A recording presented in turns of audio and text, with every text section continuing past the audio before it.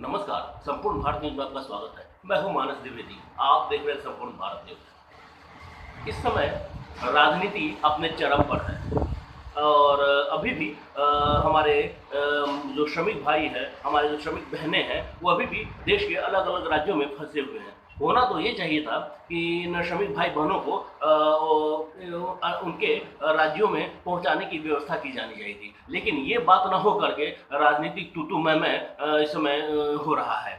अब सबसे पहले तो केंद्र सरकार जो है वो अपनी तरफ से कोशिश भी कर रही है और उसकी कोशिश कामयाब भी हो रही है। आप सोचिए कि 1500 ट्रेनें उत्तर प्रदेश में अभी तक आ चुकी हैं और 1200 से ज़्यादा ट्रेनें बिहार में आ चुकी हैं और 16 लाख से के करीब श्रमिक उत्तर प्रदेश में लौट चुके हैं और करीब 10 या 12 लाख के आसपास बिहार में भी लौट चुके हैं और जो श्रमिक फंसे हुए हैं उनको भी लाने का इंतजाम किया जा रहा है। लेकिन आप सोचिए कि पश्चिम बंगाल की सरकार को केंद्र सरकार कहते रह गए कि आपको कितने ट्रेन की आवश्यकता है ये बताइए, लेकिन पश्चिम बंगाल की ममता बनर्जी ने कोई भी जवाब नहीं दिया।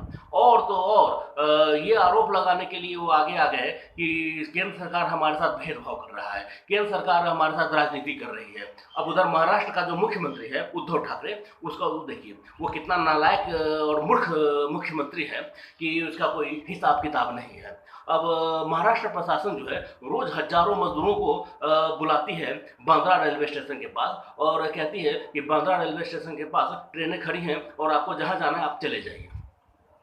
और आलम यह है कि हजारों की संख्या में मजदूर भाई बहन छोटे छोटे बच्चों को लेकर इस मई की तपतपाती धूप में दिन भर इंतजार करते रहते हैं, लेकिन ट्रेनें चलती ही नहीं है। और तो और आपने सुना होगा कि मतलब कि ये जितनी भी राज्य सरकारें हैं वो कहती हैं कि हम अपनी तरफ से राशन बंटवा रहे हैं, हम अपनी तरफ से पानी की व्यवस्था करवा रहे हैं, खाने पीने की व्यवस्था करवा रहे हैं। अगर कोई राज्य सरकार खाने पीने की व्यवस्था करवाएगा तो क्या कोई मजदूर या कोई भी व्यक्ति छोड़कर उस जगह को जाना चाहेगा?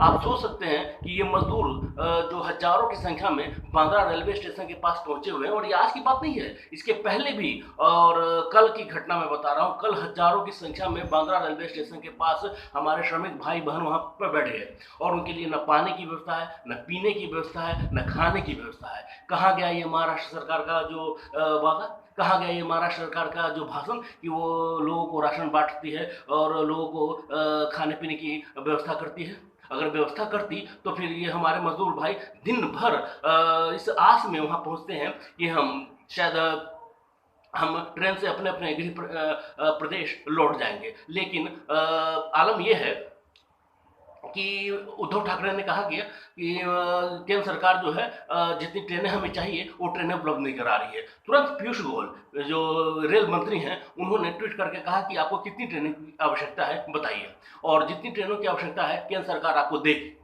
लेकिन आलम यह है कि महाराष्ट्र का मुख्यमंत्री जो है ट्रेनें तो पीयूष गोयल ने भेज दिया, लेकिन अभी तक लिस्ट जो है बनाकर नहीं भेज सकी है महाराष्ट्र सरकार, और ऊपर से आरोप लगाती है कि केंद्र सरकार हमारे साथ गलत व्यवहार कर रही है, हमारे साथ भेदभाव करती है।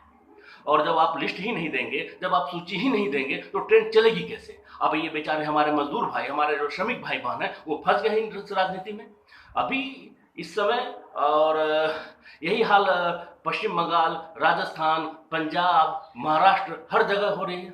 लगता है कि इस देश में राजनीति जो है वो बिल्कुल उसका स्तर जो एकदम गिर गया है और सबका दुष्परिणाम जो है वो मेरे जैसे व्यक्ति, आपके जैसे व्यक्ति और हमारे श्रमिक भाई बहन है वो झेल रहे हैं।